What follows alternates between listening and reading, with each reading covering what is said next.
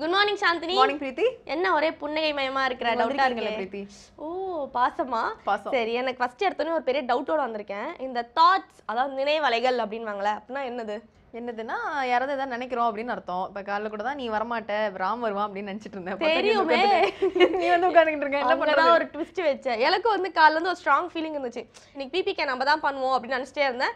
அதே மாதிரி வந்துருச்சு பாத்தீங்களா. உங்க ராமுக்கு உடம்பு சரியில்லாம போய் கரெக்டா வந்து நான் வந்துட்டேன். இன்னைக்கு என்ன பண்றது, அந்த பிள்ளைக்கு உடம்பு சரியில்லாம போனது உனக்கு அதிர்ஷ்டவசமா அமைஞ்சிருச்சுன்னு சொல்ல வரேன். ரொம்ப ஃபீல் பண்ணாதீங்க சாந்திரி, சரியாயிடும் அவருக்கு. நம்ம வியூவர்ஸ்க்கு குட் மார்னிங் சொல்லிடலாமா? கண்டிப்பா. நேயர்கள் அனைவருக்கும் புத்தம் புது காலை வணக்கம்.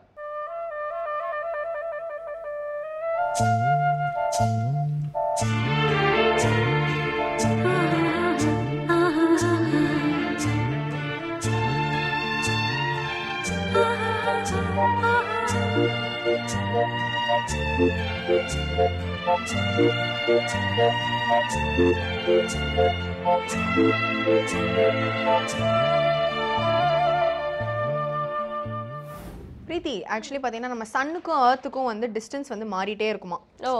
ஏன்னா வந்து எலிப்டிக்கல் ஆர்பிட்ல வந்து சுத்துது இல்லையா, அதாவது முட்டை வடிவத்தில் சுத்திட்டு இருக்கு இல்லையா. ஸோ மோஸ்ட்லி பார்த்தீங்கன்னா அதுக்கு சன்னுக்கும் எர்த்துக்கும் இருக்க டிஸ்டன்ஸ் பார்த்தீங்கன்னா இந்த ரெண்டு புள்ளிகள்ல தான் இருக்கும். அதாவது 147 மில்லியன் கிலோமீட்டர்ஸ்லையும் இல்லைனா 152 மில்லியன் கிலோமீட்டர்ஸ் அந்த டிஸ்டன்ஸ்ல தான் வந்து மோஸ்ட்லி அதை நீ வந்து பார்க்குற மாதிரி இருக்குமா. ஸோ நெக்ஸ்ட் சூரியோதயம் பார்க்க போறோன்றது வந்து சூரியன் வச்சு லிங்க் கொடுக்குறீங்க. சிம்பாலிக்கா சொல்லியிருக்கேன். எஸ், புரிஞ்சிருச்சு. பார்த்துடலாமா? கண்டிப்பா. இது சூரியோதயம்.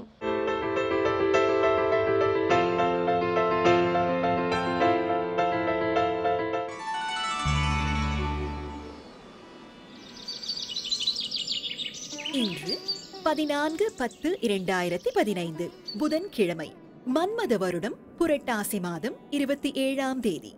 இன்று சூரியோதயம் 6:03.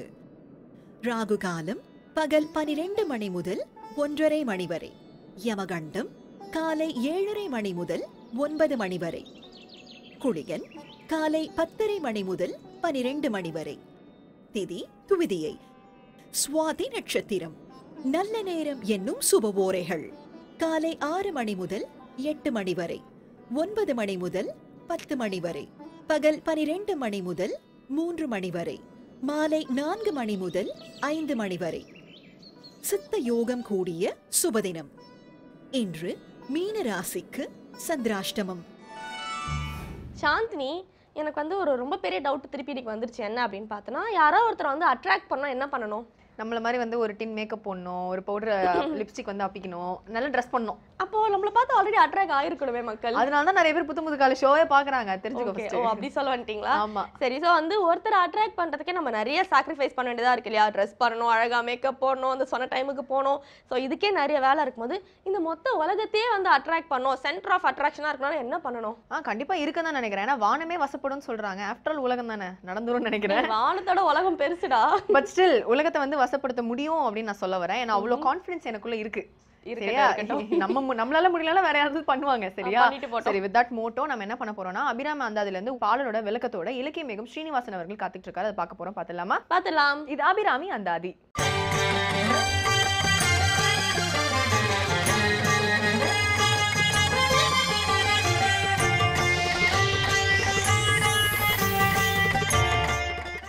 ஸ்ரீ வித்யோபாசனாசக்தம் ஸ்ரீ வித்யாபீடபூஷணம் ஸ்ரீ வித்யாபினவம் வந்தே ஸ்ரீ கிருஷ்ணானந்த சர்க்குரும்.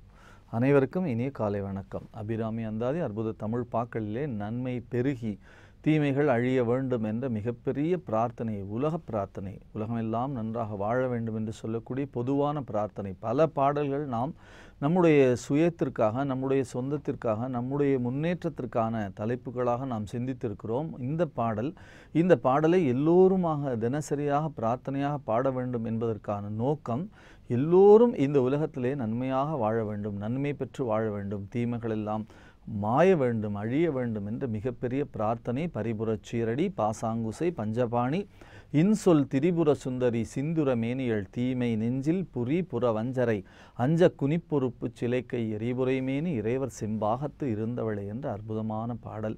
தேவியினுடைய திரு உருவ வர்ணனை, தேவியினுடைய நாமம், தேவியினுடைய நாமம் தாங்கிய பல பாடல்கள், அருமையான பாடல்களிலே இந்த பாடலை சொல்லுவதன் மூலமாக அவளுடைய நாமத்தை நாம் திரும்ப திரும்ப ஜெபம் செய்வது போலே சொல்லிக்கொண்டே இருக்கிறோம். 5 பாடல்கள் தேவியினுடைய அருமையான நாமங்கள் பொருந்திய நாமங்கள் தொடர்ந்து வரக்கூடிய பாடல்கள். நாயகி, நான்முகி, நாராயணி, கை நளின பஞ்ச சாயகி, சாம்பவி, சங்கரி, சியாமளை, சாதி நச்சு, வாயகி, மாலினி, சூலினி, வாராகி, மாதங்கி என்று ஆய கியாதியுடையாள் சரணம் அரண் நமக்கே, பைரவி, பஞ்சமி, பாசாங்குசை, பஞ்சபாணி, வஞ்சர் உயிரவி, உண்ணும் உயர் சண்டி, காளி, ஒளிரும் கலா வைரவி, மண்டலி, மாலினி, சூலினி, வாராகி என்றே செய்ரவி நான்மறை சேர் திருநாமங்கள் செப்புவரே, சுந்தரி, எந்தை துணைவி, என் பாசத்தொடரையெல்லாம் வந்தரி, சிந்துர வண்ணத்தினாள் மகிடந்தலை மேல் அந்தரி, நீலி அழியாத கன்னிகை, ஆரணத்தோன் கந்தரி, கைத்தலத்தாள் மலத்தாள் என் கருத்தனவே, மங்கலை, செங்கலசம் முலையாள் மலையாள், வருணச் சங்கு அலை செங்கை சகல கலாமையில் தாவு கங்கை பொங்கு அலை தங்கும் புரிசடையோன் புடை ஆளுடையாள் பிங்கலை, நீலி செய்யாள் வெளியாள் பசும் பெண்கொடியே என்ற 4 பாடல்களும் இந்த பாடல்கள். பரிபுரச்சீரடி, பாசாங்குசை, பஞ்சபாணி, இன்சொல் திரிபுர சுந்தரி, சிந்துர மேனியள் தீமை நெஞ்சில் புரிபுற வஞ்சரை, அஞ்ச குனிப்பொறுப்பு சிலைக்கை, எரிபுரை மேனி இறைவர் செம்பாகத்து இருந்தவளை. இந்த 5 பாடல்களும் அபிராமி அந்தாதியிலே நாமத்தை திரும்ப திரும்ப சொல்லிக்கொண்டே இருக்கக்கூடிய பாடல்கள். அபிராமி அந்தாதியை முழுமையாக நம்மால் தினசரி படிக்க இயலவில்லை என்று சொன்னாலும் கூட இந்த நாமம் தாங்கிய பாடல்களை சொல்லுகிற பொழுது நாம் நிச்சயமாக அந்த பாடல்களை முழுமையாக படித்து அந்த பலனை பெறுகிறோம். ஏனென்றால் பின்னாலே ஒரு பாடலிலே அவரே சொல்லுவார், எனக்கு எந்த சக்தியும் கிடையாது, ஆனாலும் கூட உன்னுடைய நாமத்தை நான் இதற்கு இடையாக வைத்திருக்கிறேன். அப்படி வைத்த காரணத்தினாலே தான் இந்த பாடல் மிகப்பெரிய அருள் பெற்றதாக இருக்கிறது. வல்லபம் ஒன்றறியேன் சிறியேன் நின் மலரடிச்செம் பல்லவம் அல்லது பற்றொன்றிலேன், பசும்பொற்பொறுப்பு வில்லவர் தம்முடன் விற்றிருப்பாய், வினையேன் தொடுத்த சொல் அவமாயினும் நின் திரு நாமங்கள் தோத்திரமே என்று சொல்லுகிறார். அப்படி நாமம் பொருந்தி அருமையான பாடல். பரிபுர சீரடி, தேவியினுடைய பாதங்கள், வேதம் பொருந்திய சிலம்பு இருக்கிறதே அதை அணிந்திருக்கக்கூடிய அருமையான சிறிய பாதங்கள். தேவியினுடைய பாதங்களை நாம் பார்க்கிறோம். அழகான பாதங்கள், மெல்லிய பாதங்கள். அந்த மெல்லிய பாதங்களிலே வேத சப்தம் கேட்டு அந்த பாதங்கள் சிவந்து போகிறதாம். மிகப்பெரிய ஆச்சரியம். எவ்வளவு மென்மையாக இருக்கும்.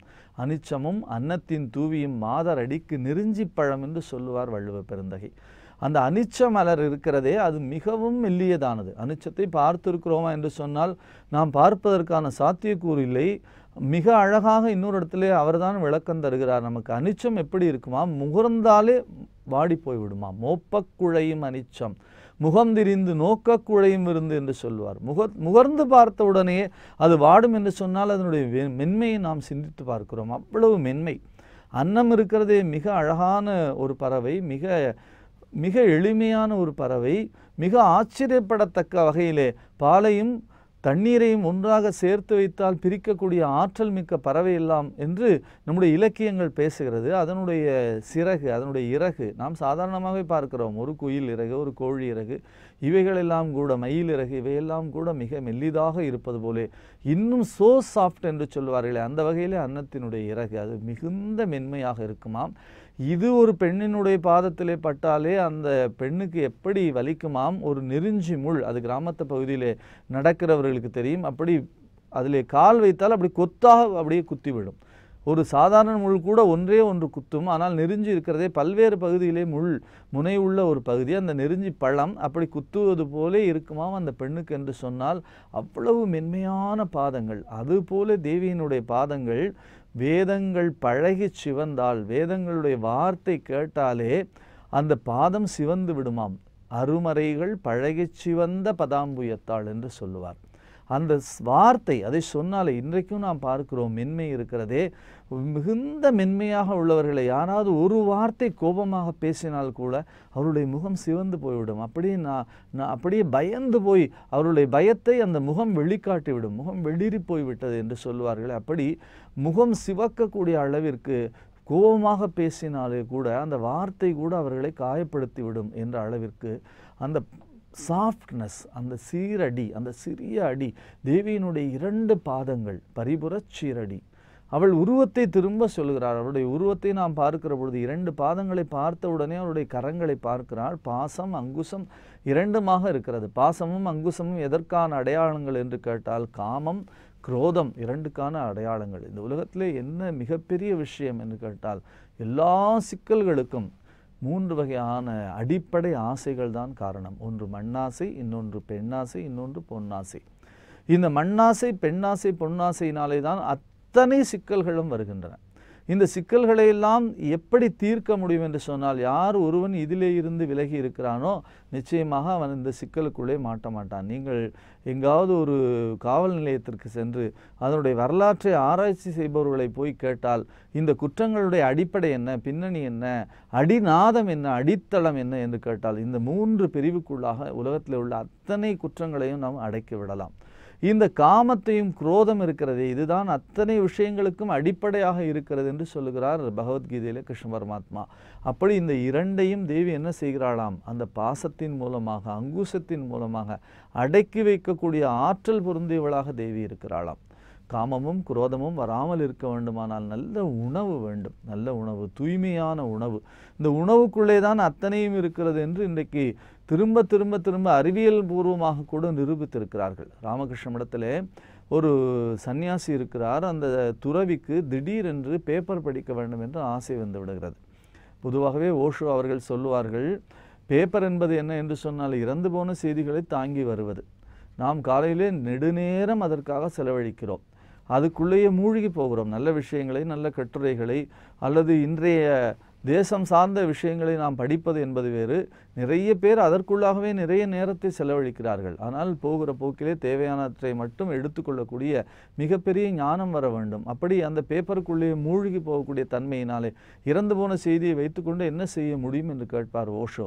அந்த வகைக்கு அந்த பேப்பரை படிக்க வேண்டும், பத்திரிகை படிக்க வேண்டும் என்ற எண்ணம் அந்த ராமகிருஷ்ண மடத்து சாமிக்கு வந்து விட்டது. அவர் தேடி தேடி தேடி போய் படிக்கிறார். அவருக்கே வெக்கமாக போய்விட்டது. தான் ஏன் தியான நிலையிலே இருந்து மாறி போய் இந்த உலகத்து செய்திகளை எல்லாம் தெரிந்து கொள்ள வேண்டும் என்று அலைகிறோமே, இது ஒரு முரண்பாடாக இருக்கிறதே, என்ன மாறுதல் இந்த மனதிற்குள்ளே நிகழ்ந்திருக்கிறது, ஏன் இப்படி நாம் இதை செய்கிறோம், நமக்கு தேவையில்லை, நம் மனமே வெட்கப்படுகிறதே, நான் தியானம் செய்ய வேண்டும், தவம் செய்ய வேண்டும், மக்களுக்கு தொண்டு செய்ய வேண்டும், நல்ல விஷயங்களை பரப்ப வேண்டும் என்று தானே நம்முடைய துறவு வாழ்க்கைக்கு நாம் வந்திருக்கிறோம். ஆனால் உலகில் தேவையில்லாத அந்த உலகியல் செய்திகள் எதற்கு என்று அவருக்குள்ளாகவே ஒரு சுய பரிசோதனை நடத்தி பார்க்கிறார். ஆனாலும் கூட அவருக்கு அந்த தூண்டுதல் அதிகமாக இருக்கிறது. தன்னுடைய மடத்தில் இருக்கக்கூடிய ஒரு மிக உயர்ந்த சன்னியாசியை போய் வணங்கி கேட்கிறார், ஐயா, ஏன் எனக்கு இந்த சிந்தனை தோன்றுகின்றது? அவர் சொன்னார், 2-3 நாட்கள் கழித்து வாருங்கள், நான் சொல்லுகிறேன் என்று சொல்லி 2-3 நாட்கள் கழித்து திரும்பவும் போய் வணங்கி கேட்டார். அந்த மூத்த சன்னியாசி அவரை கூட்டி கொண்டு போய் அவர்கள் சமைக்கக்கூடிய சமையல் கூடத்திலே காட்டினார். அந்த சமையல் கூடத்திலே சமையல் செய்யக்கூடிய சமையல்காரன் சதாசர்வ காலமும் கையிலே ஒரு புத்தகத்தை வைத்துக்கொண்டே சமையல் செய்து கொண்டே இருக்கிறான். அப்பொழுது அந்த மூத்த துறவி சொன்னார், சமைக்கிறவன் எந்த எண்ணத்தோடு சமைக்கிறானோ அந்த எண்ணம் தான் நமக்குமாக படிந்து போகும். எங்களுக்கெல்லாம் ஏதோ கொஞ்சம் கூடுதலான தாங்கக்கூடிய ரெசிஸ்டன்ஸ் பவர் என்று சொல்வார்களே, அப்படி இருப்பதனாலே நாங்கள் பிழைத்து கொள்கிறோமா என்று தெரியாது. ஆனால் உன்னுடைய மனம் உடனடியாக அந்த வாசனையை ஏற்றுவிட்டது. அவனுடைய பேப்பர் படிக்கக்கூடிய குணம் உன்னையும் பற்றி கொண்டது. ஆகையினாலே அதுதான் காரணம் என்று சொல்லி இவரை போக சொல்லிவிட்டு சமையல்காரனை கூப்பிட்டு, இனிமேல் சமைக்கிற பொழுது பகவான் நாமத்தை சொல்லிக்கொண்டு நீ சமைக்க வேண்டும் என்று கட்டளையிட்டாராம். இது ராமகிருஷ்ண மடத்தில் இருந்து நமக்கு வந்த செவிவெளி செய்தி. யோசித்து பார்க்கிறோம், இந்த காமத்திலிருந்தும் குரோதத்திலிருந்தும் வெளிவர வேண்டும் என்று சொன்னால் நாம் கட்டாயமாக நல்ல உணவு பழக்கத்தை, நல்ல சிந்தனைகளை வளர்த்து கொள்ள வேண்டும் என்பதுதான். தேவியினுடைய திரு உருவ வர்ணனை தியானத்திலே சிந்திக்கிறார், பாதங்களை சிந்திக்கிறார், பாசம் அங்குசம் தாங்கிய 2 கரங்களை சிந்திக்கிறார், பஞ்சபாணி என்று சொல்லக்கூடிய 5 மலர்களை சிந்திக்கிறார். ஆகையினாலே பரிபுரச் சீரடி, பாசாங்குசை, பஞ்சபாணி, இன்சொல் திரிபுர சுந்தரி, சிந்துர மேனியள், தீமை நெஞ்சில் புரி, புறவஞ்சரை அஞ்ச குனிப்பொறுப்பு சிலைக்கை, எரிபுரை மேனி இறைவர் செம்பாகத்து இருந்தவளை என்ற அருமையான பாடலை தொடர்ந்து சிந்திப்போம். நாளை சந்திப்போம். நன்றி, வணக்கம். பிரீத்தி, சப்போஸ் இப்போ யாராவது ஒன்று இக்னோர் பண்ணிட்டாங்க அப்படின்னா என்ன செய்வேன்? என்ன பண்ணுவேன், ஃபீல் பண்ணுவேன். ஃபஸ்ட்டு என்ன போயிட்டாங்களே அப்படின்னு ஃபீல் பண்ணிட்டே இருப்பேன். அதுக்கப்புறம் அதான் போயிட்டாங்களே அப்புறம் என்ன அப்படின்னு நான் பாட்டு போயிடுவேன். அந்த ஃபீலிங்கே இருக்கக்கூடாது அப்படின்னு சொல்லி சமீப காலமாக பார்த்தீங்கன்னா நிறைய ஃபேஸ்புக் போஸ்ட்லாம் நான் படிச்சுட்டு வரேன். அது எனக்கு ரொம்ப பிடிச்சது பார்த்தீங்கன்னா வந்து நிறைய பேரால் வந்து கோல்டு, டைமண்ட் இந்த மாதிரி ப்ரிஷியஸான சில விஷயங்களை அஃபோர்ட் பண்ண முடியாது இல்லையா? ஸோ அது நமக்கு அது வாங்கணும் அப்படின்னு ஆசை இருந்தால் கூட சரி வேணாம் விட்டுறலாம் அப்படின்னு சொல்லி விட்டுருவோம் இல்லையா? ஸோ அந்த மாதிரி தான் நான் அந்த இக்னோர் பண்ணுறவங்க எல்லாருமே. ஸோ நம்மளை வந்து இக்னோர் பண்ணுறாங்க அப்படின்னா நம்ம கோல்டு அண்ட் டைமண்ட் மாதிரி ஓகே நம்ம அப்படி வேல்யூ ஏத்திக்கணும் நமக்கு நம்மளே நம்மள ஏத்திக்கிட்டு நம்ம நினைச்சு விட்டுறணும். ஆமா அவங்களால அஃபோர்ட் பண்ண முடியல அதனால விட்டு போயிட்டாங்க அப்படின்னு சொல்லிட்டு நினைச்சுக்கணும் நம்ம. எஸ், இதே மாதிரி தான் வந்து ரொம்ப ப்ரீஷியஸான ஒரு பர்சனை வந்து நிறைய பேர் வந்து இக்னோர் பண்ணியிருக்காங்களாம். நம்ம எல்லாராலையும் வந்து செல்லமா ராக்கி அப்படின்னு கூப்பிடப்படுற சில்வஸ்டர் ஸ்டாலின் அவரை தான். ஸோ அவரோட லைஃப் ஹிஸ்டரியில் நடந்தது வந்து ஒரு மோட்டிவேஷன் ஸ்பீச்சாக கொடுக்கறதுக்காக நளினி சம்பத் நமக்காக காத்துட்டு இருக்காங்க. பார்த்துடலாமா? கண்டிப்பா. இது கனவு மெய்ப்பட.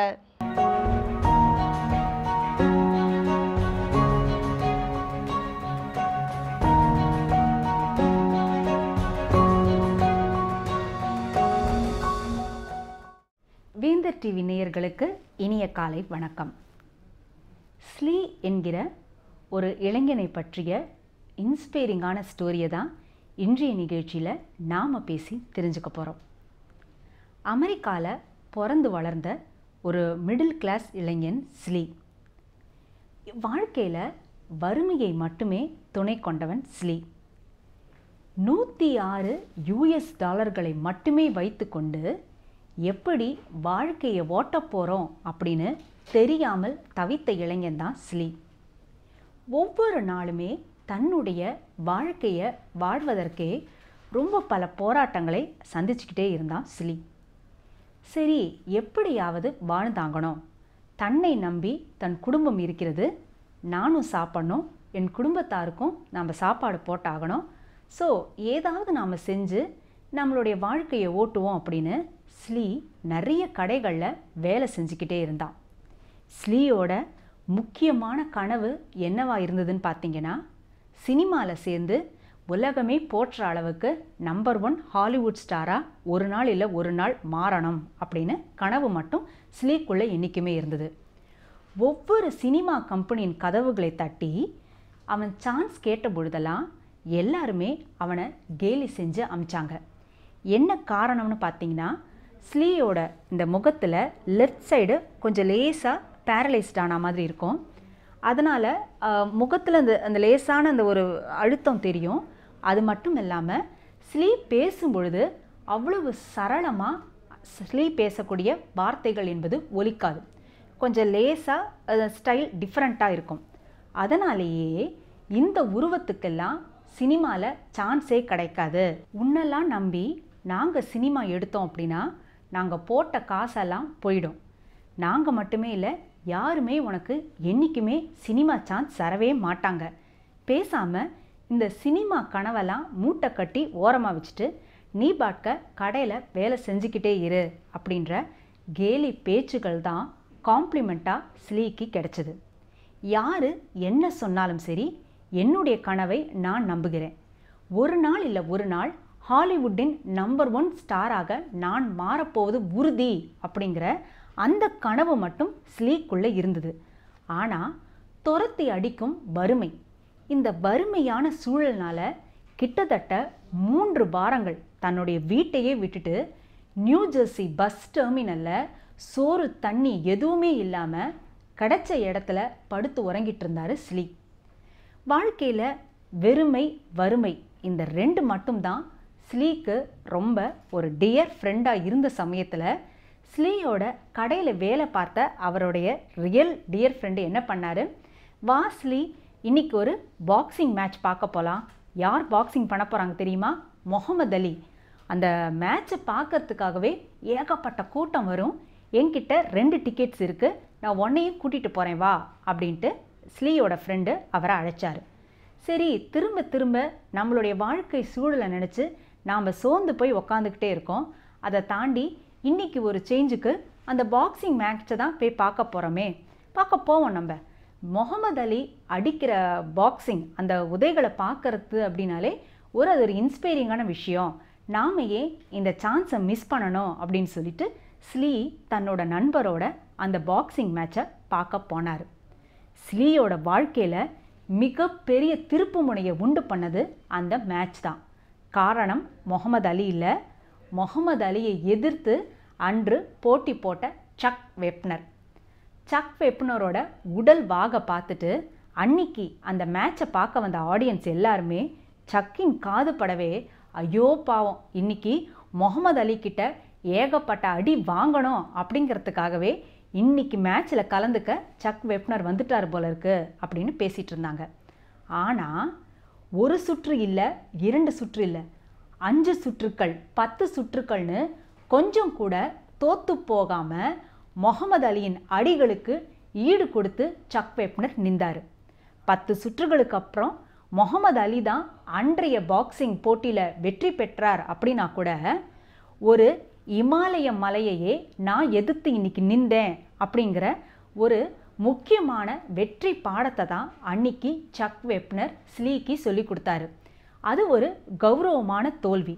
என்னதான் இருந்தாலும் நான் தோல்வி அடைஞ்சிட்டேன் அப்படின்னாலும் ஒரு இமயத்தோட நான் இன்னைக்கு மோதி தோத்துருக்கேன் அப்படிங்கிறதே ரொம்ப பெரிய விஷயம் இல்லையா அப்படிங்கிற ஒரு மெசேஜை தான் சக் வெப்னரின் அந்த தோல்வியுற்ற முகம் ஸ்லீக்கு சொல்லி கொடுத்தது. இம்மீடியட்டாக ஸ்லீ அன்னைக்கு நைட்டே போய் என்ன பண்ணார், கிடுகிடுகிடுன்னு ஒரு கதையை எழுத ஆரம்பித்தார்.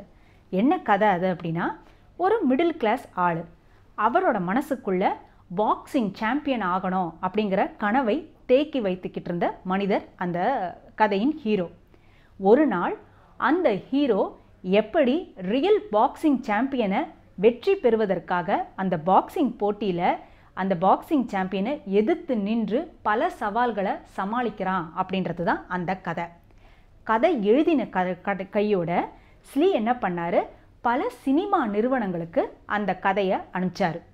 அவர் எதிர்பாராத விதமாக பல சினிமா நிறுவனங்கள் அந்த கதையை படமாக்க உடனே ஓகே அப்படின்ட்டு சொன்னாங்க. சொன்னது மட்டும் அல்லாமல் $20,000 தரோம், $25,000 தரோம், அந்த கதையை எங்களுக்கு கொடுத்துடுங்க அப்படின்னு நிறைய சினிமா நிறுவனங்கள் சொல்லிச்சு. ஸ்லீ அவங்க கிட்டலாம் ஒரே ஒரு கண்டிஷன் தான் போட்டார். என்னது?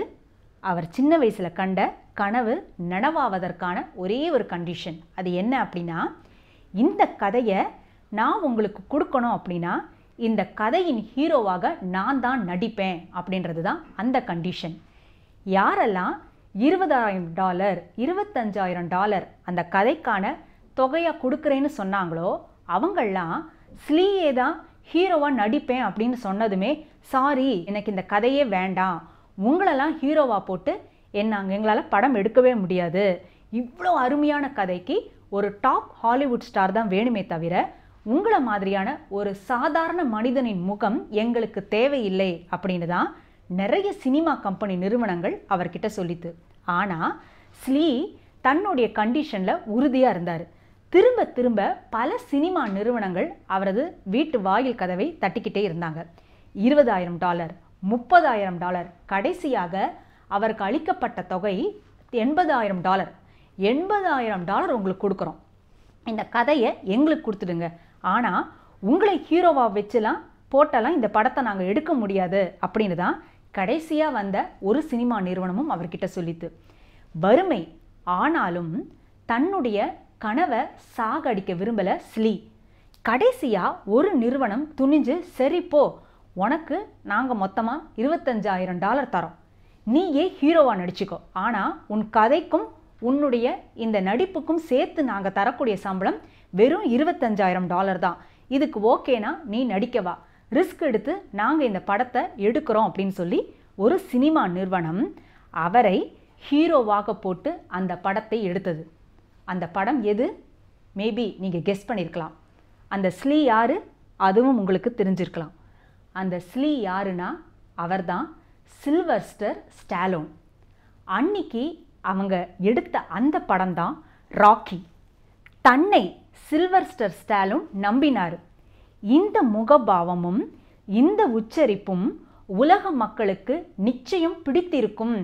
யார் என்னை பற்றி என்ன கேலி பேசினா எனக்கு என்ன, என்னுடைய ஆற்றல்களின் மீதும் திறமைகளின் மீதும் ஒரு நாள் அல்ல ஒரு நாள் நிச்சயம் நான் வெற்றி பெற்றே தீர்வேன் அப்படிங்கிற அந்த வெறி மீதும் எனக்கு நம்பிக்கை இருக்கும் பொழுது மற்றவர்களின் கேலி பேச்சுகளுக்கு நான் ஏன் முக்கியத்துவம் தர வேண்டும் அப்படின்னு சில்வஸ்டர் ஸ்டாலோன் ரொம்ப ஆழமாக நம்பியதுதான் ஸ்லீயாக இருந்தவர் சில்வஸ்டர் ஸ்டாலோனாக உருவாவதற்கு முக்கியமான காரணமாக இருந்தது. அந்த ராக்கி படம் அவ்வளோ வசூல்களை குவித்து கிட்டத்தட்ட ஒரு 3 ஆஸ்கர் அவார்ட்ஸையே அவரை வின் பண்ண வச்சுது. ஸோ ஸ்லீயின் இந்த கதை நமக்கு என்ன சொல்லிக் கொடுக்குது? நம்முடைய கனவுகளை நாம் நம்பணும், மற்றவங்க நம்மை பார்த்து கேலி பேச்சு பேசினாலும் சரி, நீ வாழ்க்கையில் முன்னுக்கு வரவே முடியாது, நீ தேர்ந்தெடுத்த துறையில் உன்னால் ஜெயிக்கவே முடியாது அப்படின்னு நெகட்டிவான கமெண்ட்ஸ்களை கொடுத்தாலும் சரி, நமக்குள்ள எந்த மாதிரியான ஒரே ஒரு ஒலியை நாம் ஓட விட்டுக்கிட்டே இருக்கணும் அப்படின்னா, என்ன ஆனாலும் சரி, யார் என்ன சொன்னாலும் சரி, நான் வெற்றி பெறப்போவது உறுதி அப்படிங்கிற ஒரே வாக்கியத்தை நமக்குள்ள நாம் டெய்லி ஓட விட்டுக்கிட்டே இருந்தோம்னா இறுதியில் நிச்சயம் நாம் வெற்றி பெறப்போவது உறுதி அப்படிங்கிறத தான் சில்வர் ஸ்டாலோன் கதை நமக்கு சொல்லி கொடுக்குது இல்லையா? மீண்டும் ஒரு இன்ட்ரெஸ்டிங்கான இன்ஸ்பைரிங்கான கதையோடு உங்கள் அனைவரையும் அடுத்த நிகழ்ச்சியில் சந்திக்கிறேன். அதுவரை நன்றி, வணக்கம். சாந்தினி, எந்த நோயுமே இல்லாமல் ஒரு மனுஷன் தான் லைஃப் வந்து ஹெல்த்தியாக லீட் பண்ணணும், என்ன பண்ணணும்? நல்லா சாப்பிடணும், நல்லா தூங்கணும், நல்லா பர்ஃபெக்டான டயட் ஃபாலோ பண்ணணும். பட் அதை திருப்பி நான் ஃபாலோ பண்ணுறேன்னு என்னை பற்றி கேட்டுறாது. நீ என்ன கேட்கக்கூடாது, நானும் உன்னை கேட்க மாட்டேன். ஸோ வந்து எனக்கு தெரிஞ்சு என்ன அப்படின்னு பார்த்தோன்னா வந்து ஒரு ஹியூமன் வந்து கரெக்டாக வந்து ஒரு நாளைக்கு 8 டம்ளர் குறையாமல் தண்ணி குடிச்சு அண்ட் 8 hours வந்து நல்ல தூக்கம், அதாவது டிஸ்டர்ப் ஸ்லீப் இல்லாமல் நல்லா நிம்மதியாக 8 மணி நேரம் தூங்கினாலே அதோட ஹெல்த்தியாக அவனால் வாழ்க்கையில் இருக்கவே முடியாது அப்படின்றாங்க. ஓகே, ஸோ வந்து ரொம்ப ஹெல்த்தியாக இருக்கிறதுக்கு 8 hours ஸ்லீப்பும் 8 டம்ளர் தண்ணி குடிக்கணும். இது எப்படி பிரீத்தி மூலிகை மருத்துவம்ல மிஸ்டர் ராஜமாணிக்கம் கேட்டு தெரிஞ்சு? இல்ல, நம்ம ப்ரொடியூசர் வந்து இதுக்கு இந்த லிங்க் சொல்லித்தால அப்படின்னு சொல்லி கொடுத்தது. இது ப்ரிப்பரேஷனா? Okay, so with that note நம்ம என்ன பண்ண போறோம்னா, மூலிகை மருத்துவத்தை பத்தி சொல்றதுக்காக சித்த வைத்தியர் ராஜமாணிக்கம் காத்துட்டு இருக்காரு. அதை போய் பார்த்துடலாமா? பார்த்துடலாம். இது மூலிகை மருத்துவம்.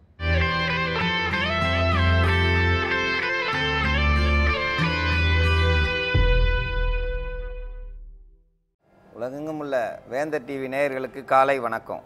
நம்ம இப்போ பார்க்க போகிற மருத்துவம் மூலிகை மருத்துவம். மூலிகை மருத்துவத்தில் கழலை கட்டினா இன்றைக்கி பார்த்திங்கன்னா கையில் கட்டியாக இருக்குது, வயிற்றில் கட்டியாக இருக்குது. அது என்ன பண்ணாலும் அது வந்து போக மாட்டுது. அறுத்து எடுத்தாலும் மீண்டும் வேறு இடத்துல கட்டி வந்துடுது. இது ஏன் வருது, எதுக்கு வருது, யாராலுமே கண்டுபிடிக்க முடியலன்றாங்க. இது வந்து உணவில் வர்றது தான். நம்ம சாப்பிட்ற உணவில் கழிவுகள் வந்து வெளியாகாமல் கட்டியாக வர்றது. கழிவுகள் வந்து கட்டியாக மாறுது. இது வந்து மலச்சிக்கல் இல்லாமல் இருக்கணும். நல்லா வந்து தினந்தோறும் 3 முறையாவது மலம் கழிக்கணும், 6 முறை சிறுநீர் கழிக்கணும். அவங்களுக்கு இது வந்து வர்றதுக்கு வாய்ப்பு கம்மி. இன்றைக்கி இருக்கிற பால் சாப்பிட்டாலே இந்த கட்டி வந்துடுது. நாங்கள் வந்து கறிமீன் சாப்பிடல, எங்களுக்கு வந்து இந்த மாதிரி கட்டி இருக்குனாங்க. அப்போ பாலில் அந்த கட்டி வருது. இது அழுக்கு எண்ணெய்கள் வந்து கண்ட எண்ணெய்களை பயன்படுத்துகிறாங்க. போகிற இடத்துல நம்ம சாப்பிட்ற இடத்துல எந்த எண்ணெயை பயன்படுத்துகிறாங்கன்னு தெரியாது. நல்லெண்ணெயை மட்டும் பயன்படுத்தினா இதெல்லாம் வராது. அது மட்டும் இல்லாமல் கடலை கட்டி வருது அப்படின்னா அதிக அளவு முட்டை, கறி, மீன் இதெல்லாம் சாப்பிட்றவங்களுக்கு, கருவாடு சாப்பிட்றவங்களுக்கு கண்டிப்பாக இந்த கட்டிகள் வரும். அப்போ வந்து கறி, மீன் சாப்பிட்றத நிறுத்தணும், சைவத்துக்கு கண்டிப்பாக மாறணும். அப்போ தான் வந்து அந்த கட்டி வந்து வளர்றது குறையும். இல்லைனா பார்த்திங்கன்னா வயிறில் சில பேருக்கு 100 கட்டி வரைக்கும் கூட இருக்குது.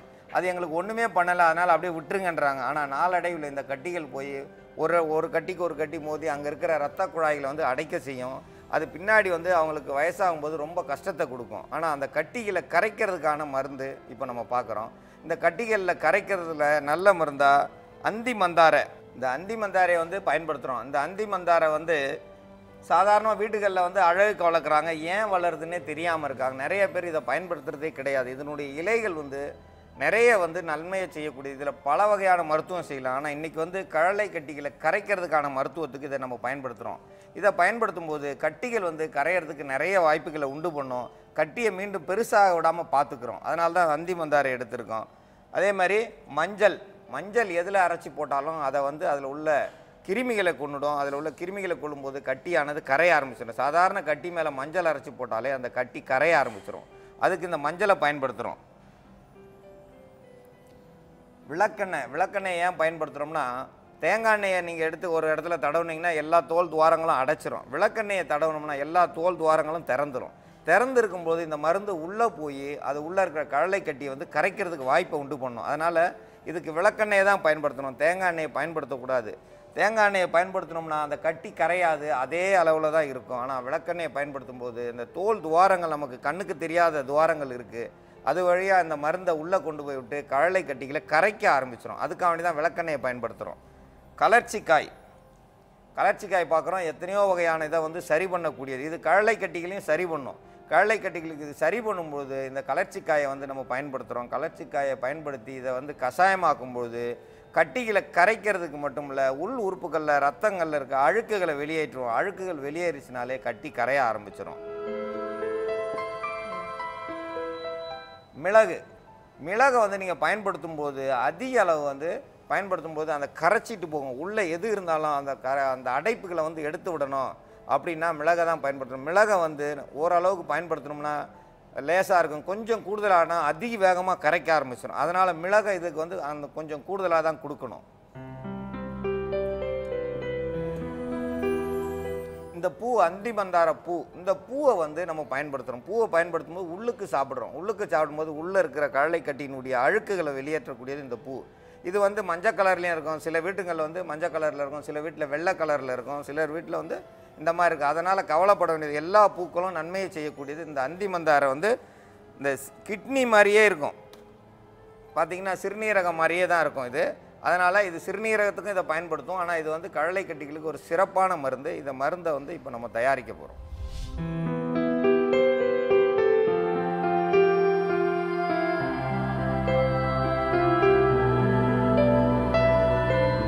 இந்த கடலை கட்டியை சரி செய்கிறதுக்கான மருந்தை இப்போ பார்க்க போகிறோம். முதல்ல வந்து உள் மருந்தை வந்து தயாரிச்சுட்டு அதுக்கப்புறம் வெளி மருந்தையும் தயாரிக்கிறோம். உள் மருந்துக்கு வந்து கலர்ச்சிக்காய் வந்து 2 கொட்டை எடுத்துக்கணும். வந்து 150 மில்லி தண்ணி எடுத்துக்கிறோம்.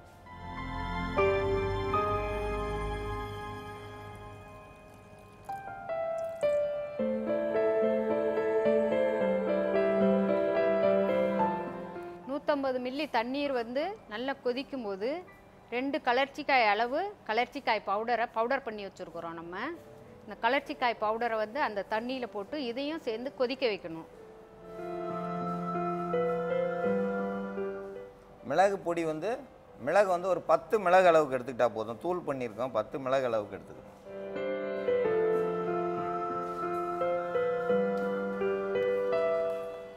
அது கூட சேர்ந்து பூ 2 பூ அந்திமந்தார பூவினுடைய இதழ்கள் மட்டும் எடுத்துக்கிட்டா போதும். இதை வந்து அந்த இதழ்களை மட்டும் போட்டால் போதும். 2 பூ அந்திமந்தார பூ இதழ், 2 இதழ்கள், 2 பூவில் உள்ள இதழ்களை மட்டும் போட்டால் போதும். அந்த நடுவில் இருக்கிற வந்து இந்த நரம்பெலாம் போட்டால் ஒரு விதமான கசப்பு தன்மை இருக்கும். அதனால் இதை நீக்கிடணும்.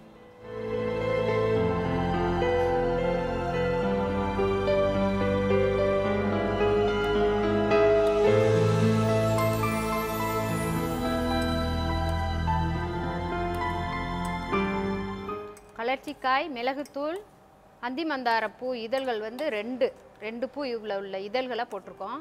இப்போ அதை நல்லா கொதிக்க காய்ச்சி அந்த கஷாயத்தை சுருக்கிறோம். நம்ம 150 மில்லியை ஒரு 75 மில்லியா ஆக வரைக்கும் நல்லா கொதிக்க வச்சு அதை நல்லா வடிகட்டிடணும்.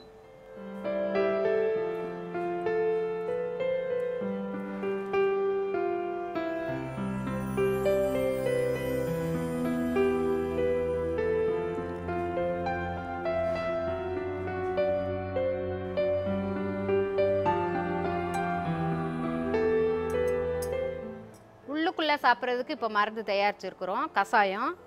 அடுத்து வந்து மேல் பூச்சு கடலையின் மேலே வந்து நம்ம போடுறதுக்கான மருந்து இப்போ தயார் பண்ணுவோம். விளக்கெண்ணெய் வந்து ஒரு 50 மில்லி கடலையின் மேல் பூச்சுக்கு மேலே போட்டுட்டு வர்றதுக்கான மருந்தை இப்போ தயாரிக்க போகிறோம்.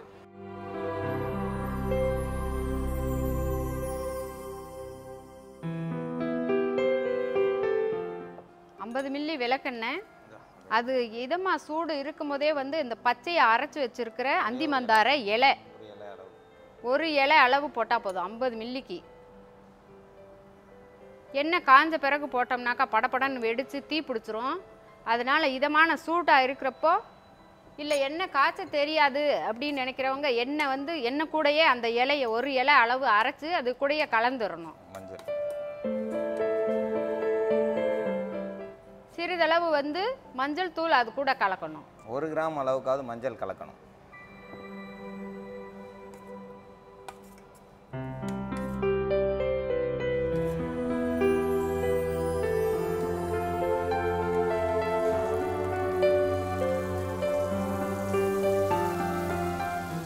இந்த எண்ணெயை வந்து இப்படி நொரன்னு வர்றப்பவே நிப்பாட்டிடணும். அதுக்கு மேலே விட்டோம்னாக்கா அந்த மருந்தினுடைய மருத்துவ குணம் வந்து மாறிடும். முறியிடக்கூடாது எண்ணெய் அப்படின்னு சொல்லுது, முறுகி போயிடும். அதனால் இதமான சூட்டில் வச்சு எண்ணெய் நல்லா நுரைச்சி இப்படி வர்றப்பவே வந்து தீயை குறைச்சிட்டு இதை இப்போ வந்து அப்படியே வச்சு டெய்லியும் கடலை மேலே வந்து தடவிட்டே வரணும். இது மேல் பூச்சிக்கான கடலையின் மேலே தடவுறதுக்கு மேல் பூச்சிக்கான மருந்து.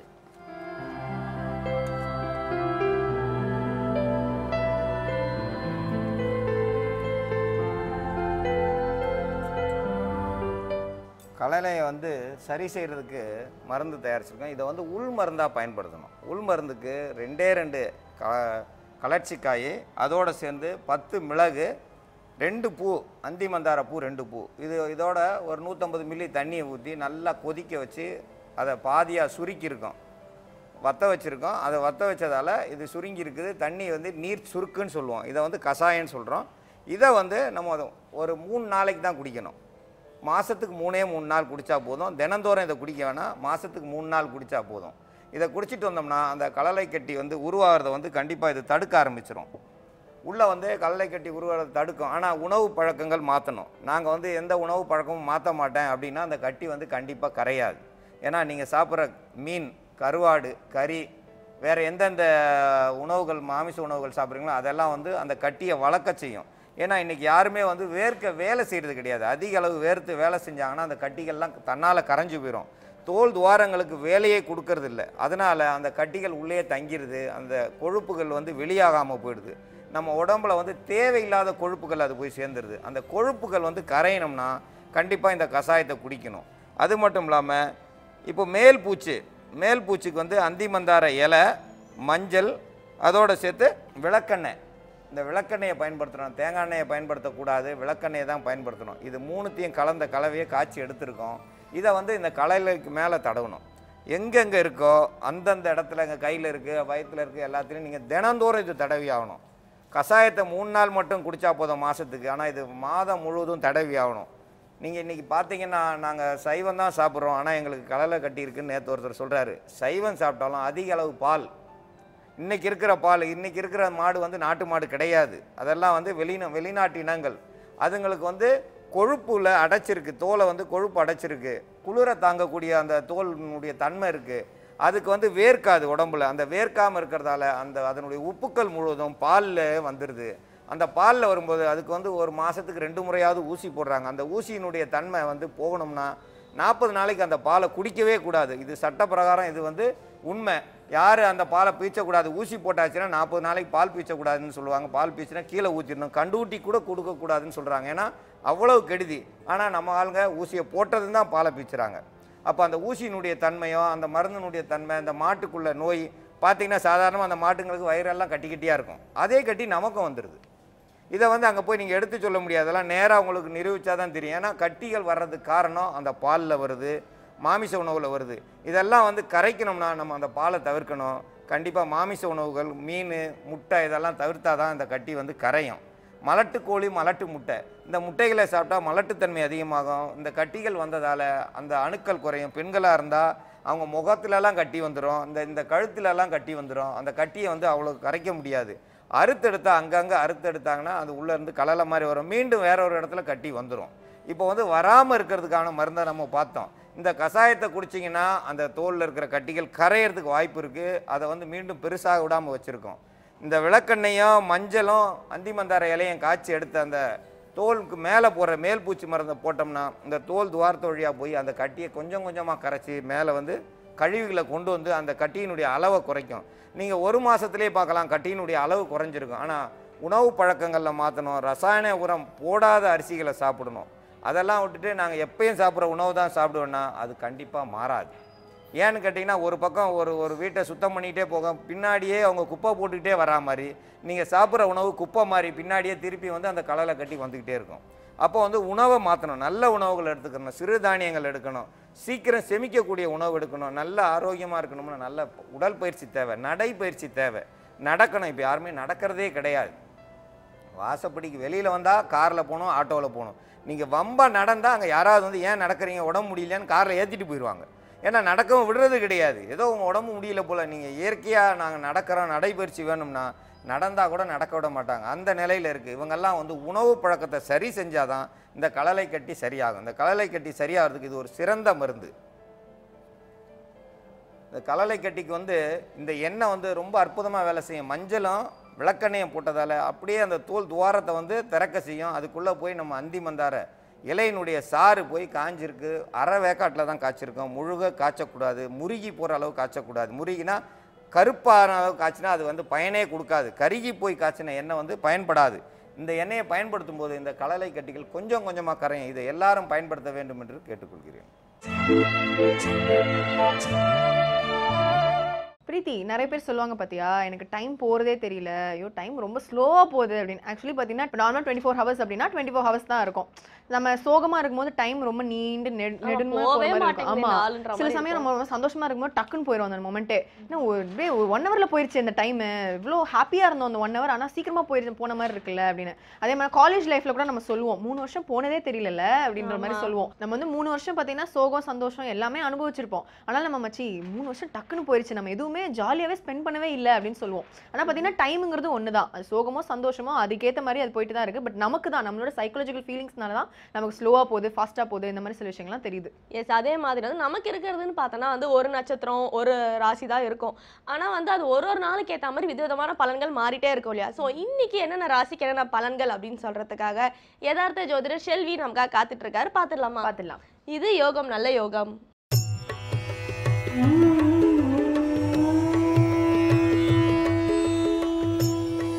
வேந்தர் டிவி நேயர்களுக்கு அனைவருக்கும் இனிய காலை வணக்கம்.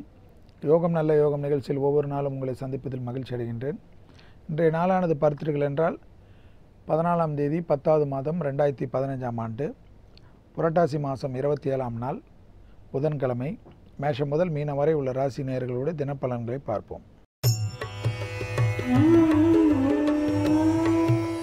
முதலாவதாக பார்க்கக்கூடிய ராசிக்காரர்கள் மேஷ ராசிக்காரர்கள். குடும்ப விஷயத்தில் சிறிது கவனமாக இருந்தால் போதும். துணைவியாருடன் எந்தவித பிரச்சனைக்கும் 3ஆம் நபர்களை அணுகுவதோ, குடும்பத்தில் உறவினர் சேர்க்கையோ நண்பர்கள் சேர்க்கையோ மத்தியஸ்தம் செய்வதோ பெரும் சிக்கலை ஏற்படுத்திவிடும். உங்களுக்குண்டான பிரச்சனை நீங்களே பேசி தீர்த்து கொண்டால் எல்லாம் சுபிட்சமாக மாறிவிடும். மனக்குழப்பங்கள் இல்லாமல் பார்த்து கொள்வது மேஷராசிக்காரர்களுக்கு மிக முக்கியம். அஷ்டமத்தில் உள்ள சனியால் அந்த பாதிப்புகள் தொடரலாம்.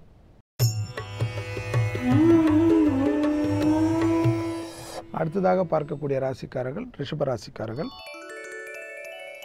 ரிஷபராசிக்காரர்களுக்கு கண்டிப்பாக எடுத்த காரியத்தில் ஜெயம், மனதுக்கு இருந்த சங்கடங்கள் பரிபூர்ண நிவர்த்தி, தொட்டது தொடங்கக்கூடிய காலகட்டம், எப்பேற்பட்ட பயணமும் வெற்றி பயணமாக மாறுவது, உத்தியோகத்தில் காணப்பட்ட இந்த சங்கடங்கள் நிவர்த்தி ஏற்படுவது, உத்தியோகத்தில் காணப்பட்ட இந்த பிரச்சனைகள் நிவர்த்தி ஏற்படுவது, மேலதிகாரிகளுக்கும் உங்களுக்கும் இருந்த இடைவெளிகள் குறைந்து அந்யோன்யம் அதிகரிப்பதுடன் உங்களை பற்றி அவர்கள் புகழ்ந்து உரைக்கக்கூடிய அளவுக்கு உங்களுடைய செயல்திறன் பெரிய அளவுக்கு அதிர்ஷ்டம் அனுகூலம் காணப்படும்.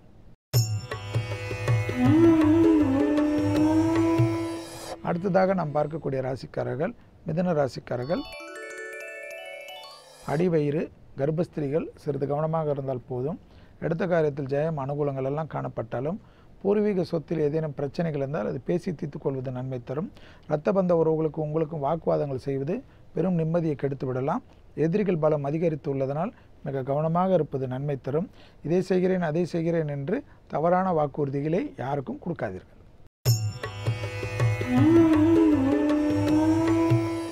அடுத்ததாக நாம் பார்க்கக்கூடிய ராசிக்காரர்கள் கடக ராசிக்காரர்கள். கடகராசிக்காரர்களுக்கு பெற்றோர் பெரியோர் உடல்நிலைக்கு சிறிது கவனம் மிக மிக அவசியமாக காணப்படுகிறது. இரத்தத்தில் ஏற்கனவே இரத்த கொதிப்பு சர்க்கரை நோயாளிகள் சிறிது கவனமாக இருப்பது பல விதத்தில் ஏற்றமும் அனுகூலமும் காணப்படுகிறது. எடுத்த காரியத்தில் ஜெயம் அனுகூல பிராப்தம் எல்லாம் முன்னேற்றமெல்லாம் காணப்படுகிறது. அரசு உத்தியோகத்தில் இருப்பவர்கள் அரசாங்கத் துறையில் இருப்பவர்கள் உயர்ந்த நிலைமைக்கு வரலாம்.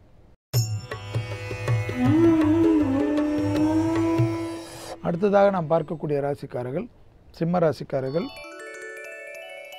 தைரியம் தன்னம்பிக்கை வளருவது, மனதிற்கு சந்தோஷமான இடத்திற்கு செல்வது, ஓய்வு எடுப்பதற்கு போன்ற சூழ்நிலைக்கு மனம் இயல்பாக செல்வது, மற்றற்ற மகிழ்ச்சி, குடும்பத்தாருடன் தொலைதூர பயணங்கள், எடுத்த காரியத்தில் ஜெயம், கடல் கடந்த பயணங்கள் விஷயத்தில் உடைமைகளும் தஸ்தாவேஜுகளும் மிக கவனமாக பாதுகாத்துக் கொள்வது, படிப்படியாக நல்ல முன்னேற்றம் ஏற்படுவது, சுபகாரிய தடைகள் பரிபூர்ண நிவர்த்தி ஏற்படுவதும், சுப செய்திகள் ஒன்றன் பின் ஒன்றாக வருவதும் மனதிற்கு சந்தோஷம்.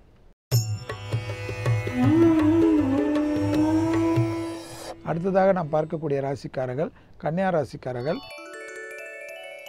வெளிவட்டாரமாக இருக்கட்டும், குடும்பமாக இருக்கட்டும், வார்த்தைக்கு மதிப்பும் மரியாதையும் கூடுவது, மனதிற்கு சந்தோஷமான அமைப்பை ஏற்படுத்தி கொள்வது, பொறுமையாக எல்லா விஷயத்திலும் கையாள்வது, எந்தவித பயணங்களும் பெரிய அளவு அனுகூலத்தையும், விடுபட்ட தெய்வ பயணங்கள் எல்லாம் செய்து முடிப்பது மற்றற்ற மகிழ்ச்சியும், யாத்திரைகளால் மிகப்பெரிய அனுகூலம், மன சந்தோஷமும், படிப்படியாக நல்ல முன்னேற்றம், சீரும் சிறப்பும் ஏற்படுவதற்குண்டான உத்தியோக பலமும் கிடைப்பது யோகத்தையும் அனுகூலத்தையும் பெற்றுத்தரக்கூடிய நாளாகவே காணப்படுகிறது.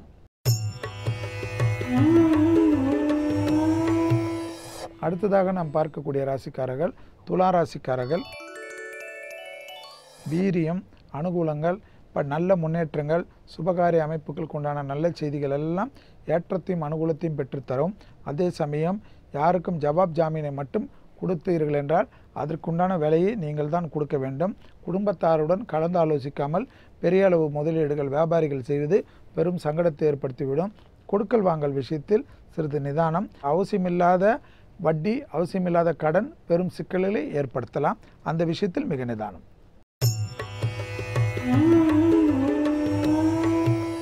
அடுத்ததாக நாம் பார்க்கக்கூடிய ராசிக்காரர்கள் விருச்சிக ராசிக்காரர்கள்.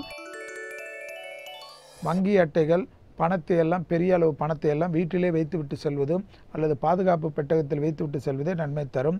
டாம்பீகமாக யாருக்கும் உத்தரவு கொடுக்காதீர்கள். டாம்பீக செலவுகளை தவிர்த்து கொள்ளுங்கள். எடுத்த காரியத்தில் ஜெயம், அனுகூலங்கள், நல்ல முன்னேற்றம், சீரும் சிறப்பும் ஏற்படுவதற்கு உண்டான யோக பலம், யோகத்தையும் அனுகூலத்தையும் பெற்றுத்தரக்கூடிய நல்ல செய்திகள். அதே சமயம் வரவுக்கு மீறிய செலவுகள் காணப்பட்டாலும் அவையெல்லாம் சுப செலவுகளாக மாற்றுவது உங்களுடைய சாமர்த்தியத்தை பொறுத்து.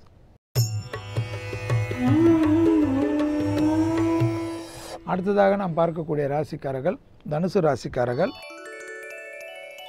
லாபமான நாள், எடுத்த காரியத்தில் ஜெயம், அசையா பொருள் சேர்க்கை, குடும்பத்தாருடன் தொலைதூர பயணங்கள், மற்றற்ற மகிழ்ச்சிகள், பெரிய அளவு யோகம், அனுகூலங்கள், மன ஒருநிலைப்படுத்தக்கூடிய பயிற்சிகள், நிம்மதியான அமைப்புகள், புதிய முதலீடுகள், மிகப்பெரிய ஏற்றம், எடுத்த காரியத்தில் ஜெயம், அனுகூலத்தின் அருமை, மிகப்பெரிய யோகமும் அனுகூலமும் தருவதுடன் குடும்பத்தில் காணப்பட்டிருந்த ஒற்றுமை குறைபாடுகள் நிவர்த்தி ஏற்படுவதை கண்கூடாக பார்க்கலாம்.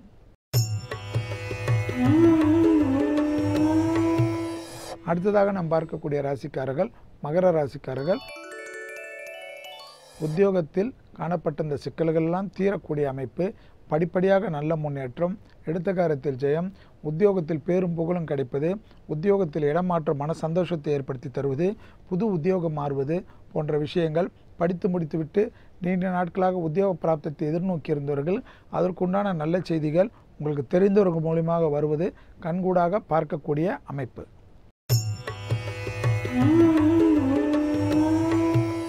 அடுத்ததாக நாம் பார்க்கக்கூடிய ராசிக்காரர்கள் கும்பராசிக்காரர்கள்.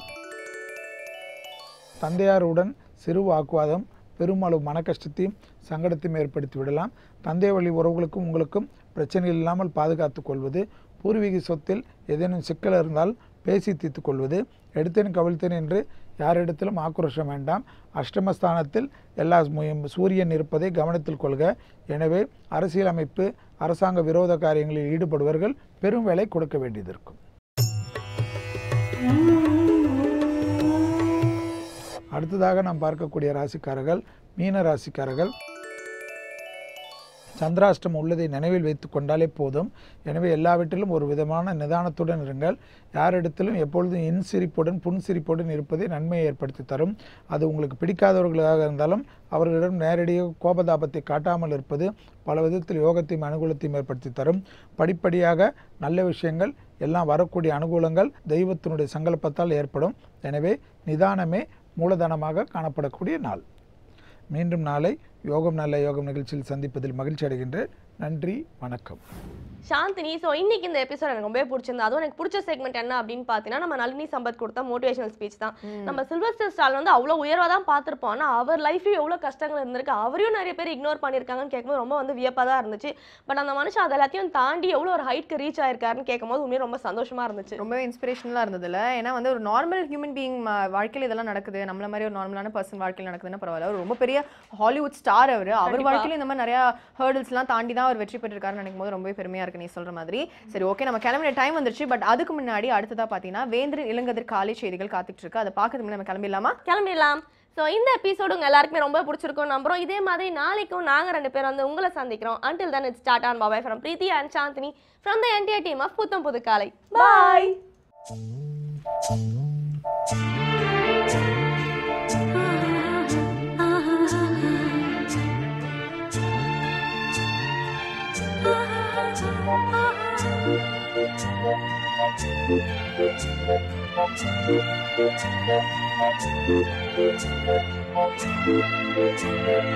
you.